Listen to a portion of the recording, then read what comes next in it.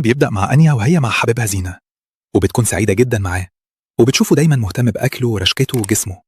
عكسها لأنها بتحب الأكل وخصوصا الحلويات، وبيبان على جسمها إنها مليانة شوية، ودايما بتحاول تتحكم في أكلها، لكن بتفشل، لأن سواء كانت مبسوطة أو زعلانة بتروح تاكل، لحد ما بيجي يوم وبتكون المفروض تروح فرح مع زينة حبيبها، وبتقس كل الفساتين اللي عندها، وما بتلاقيش ولا فستان داخل فيها أو لاقي عليها،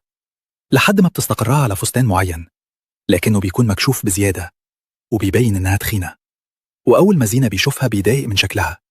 لأنها تظهر تخينة قدام بيها أصحابه اللي معاهم بنات رشيقة ورفايع وأجمل منها بكتير، فبيقول لها إنها تأخروا على الفرح وبلاش تيجي معايا عشان عايز يروح في مقعده مظبوط،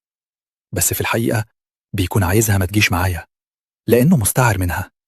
ولأن أنيا غلبانة وطيبة بتصدقه، وبتدخل تلبس هدوم البيت وبتقعد في البيت وبتتابع الفرح من خلال الصور اللي بينزلها زينة وأصحابه، لحد ما بتلاقي صورة لزينة وجنب واحدة تانية، فبتدخل على بروفايلها وبتلاقيها منزلة صورة ليها مع زينة وهي بتبوسه، فبتقوم تلبس الفستان القصير بتاعها فورا وبتجري في الشارع عشان توصل للفرح،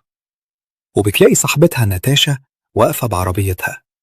فبتطلب منها إنها تاخدها فورا للفرح، وأول ما بتوصل بتلاقي زينة بيرقص مع البنت اللي كانت قاعدة جنبه، فبتدخل بينهم وبتكمل رقص معاه، لحد ما بيجي وقت البوفيه، وبتحط كمية أكل كبيرة قدامها وبتفضل تاكل فيها، وزينة جنبها مكسوف منها ومستعرة من شكلها، لحد ما بيقول لها إنه محتاج يقولها حاجة، وكان بيجهز كلامه من أسبوع، وهو إنه عايز ينفصل عنها، والمشكلة مش من عنده هو، من عندها هي، لأنه أول ما قابلها كانت شخصية تانية وشكل تاني مختلف عن دلوقتي تماما، فبتتكسف أكتر، وبيقول لها زينة إنه هيسيبها ومش عايز يبقى معاها، وبيقوم من جنبها وبتفضل تعايا لوحدها، وبتخرج من الفرح ويزعلنها جدا، وبتتحرك على بيت أهلها، وبتفضل تعايا لأمها وبتقول لها إن زينة سبب وزنها، وإنه بيقول عليها مهملة في الاهتمام بنفسها ومش عايز يبقى معاها تاني ونفصل عنها، فبتحاول والدتها إنها تهون عليها شوية، وبتبقى عندهم ليلة، وبتروح تاني يوم لصاحبتها ناتاشا واللي بتقف جنبها وبتقول لها إن فيها 20 جيم في المنطقة، وإنها لو عايزة تنضم لواحد فيهم تعمل كده عشان نفسها مش عشان زينة، لأنه سابها وهي في حالة نفسية وحشة، فبتقرر أنيانها تدخل الجيم وتهتم بنفسها وتتحسن عشان زينة يرجع لها برضه، وبتروح الجيم اللي مش عارفة فيه حاجة، وبتلاقي حواليها أجسام راشقة كتير، وبتبدأ أول خطوة ليها على طريق الرشوقة، وبعد ما بتخلص الجيم بتروح مطعم الوجبات السريعة اللي شغالة فيه صاحبتها ناتاشا، وبتطلع وجبة كبيرة عشان تاكل، فبتاخد ناتاشا الوجبة من قدامها وبترميها عشان تمنع من الأكل اللي هيزود وزنها ويدمر خطتها، وبتقولها ناتاشا إنها تخليها تخلص غصبا عنها وهتمنع الأكل المدرع عنها بأي طريقة، وبتأمرها ترمي البيبسي اللي في إيدها. وبيجي الليل وبتكون أنيا عايشة مع ناتاشا وصديقها في الشقة، فبتحاول إنها تتسحب بالليل ناحية التلاجة وبتفتحها عشان تاخد كل الأكل اللي فيها لأنها جعانة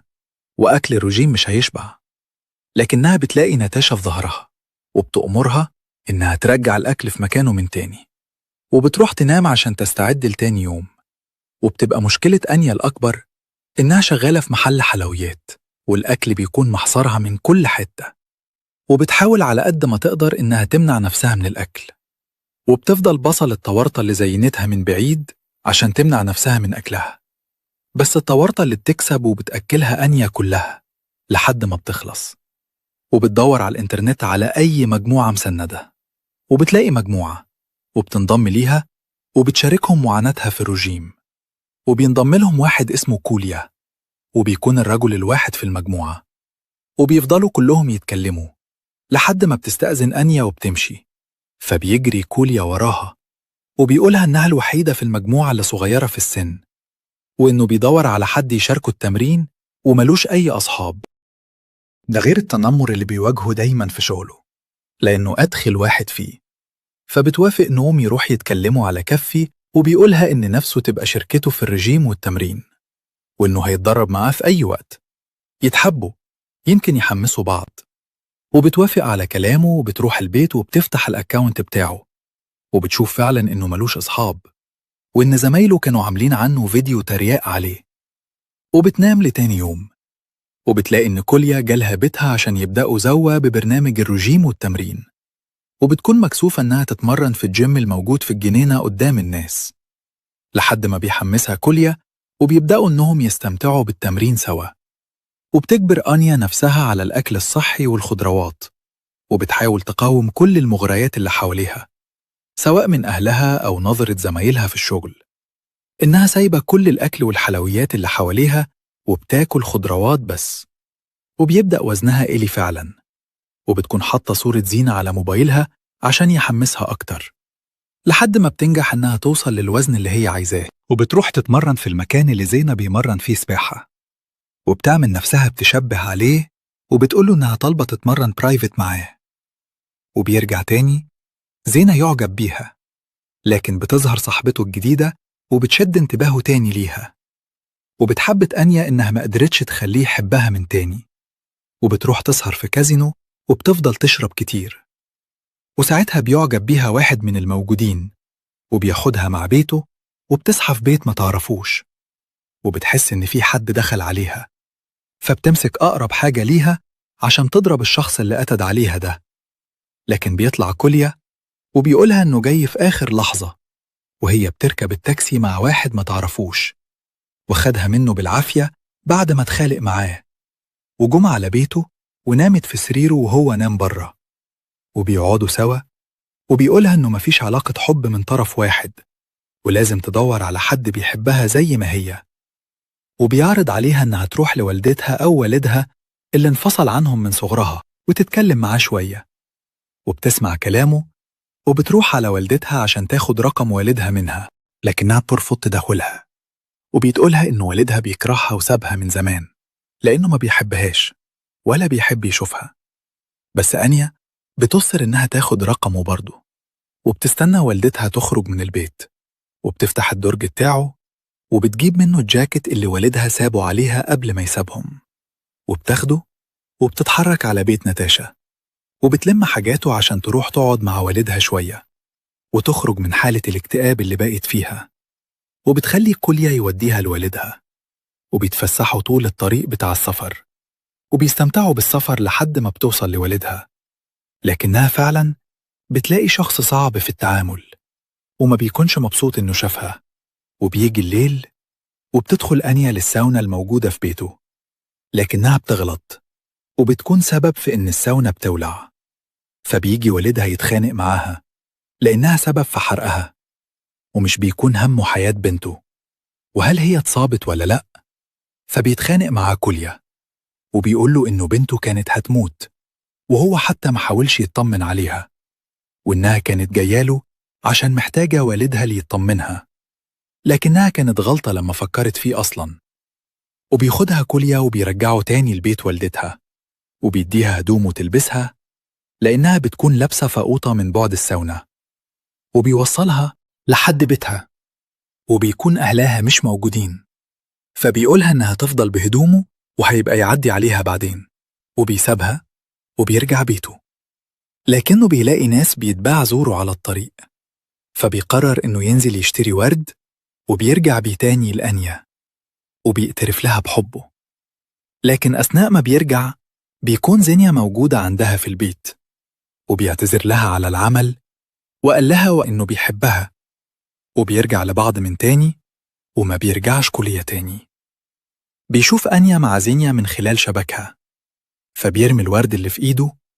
وبيبقى عند بيتها. وبعد ما بيسابها بتفكر في علاقتها مع زينيا وإنها ما بقتش مرتاحة زي الأول. وبعدها بتروح بيت ناتاشا، بتلاقيها عاملة حفلة هناك، وبتحكي لها اللي حصل مع والدها ومع زينيا، لحد ما بيدخل عليها واحد وبيديها شيشة عشان تشرب منها، فبترميها من البلكونة وبتقع على عربية الشرطة اللي تحت. وبتكون السبب في إن الشرطة بيطلع بيت ناتاشا وبتدفع رشوة ليه عشان ما يقبضش عليها، لأنها صعبة الشقة، وبتبوظ الحفلة وكل واحد فيهم بيمشي، وبتمشي أنيا من بيت ناتاشا وما بيكونش قدامها حد غير كوليا، وبتروح له على البحيرة اللي بيحب يقعد عندها، وبتقول له إن مفيش حد عندها تروح له غيره، وإنها بقت وحيدة. فبيقول لها كوليا إنها ممكن تروح لحبيبها زينا تقعد عنده، وإنه كان نفسه يبقى صديقها لكن عمرها ما حسسته بكده، وإنها لازم تحب نفسها عشان الناس تحبها. وبيسيبها وبيمشي، وبيكون مفيش حد قدامها.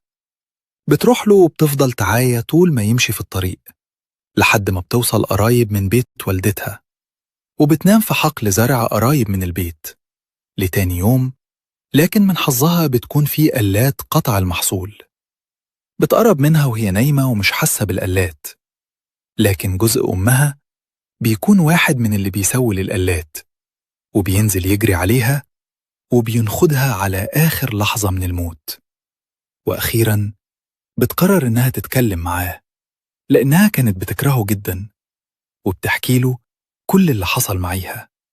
وبيقولها إنها لو حبت نفسها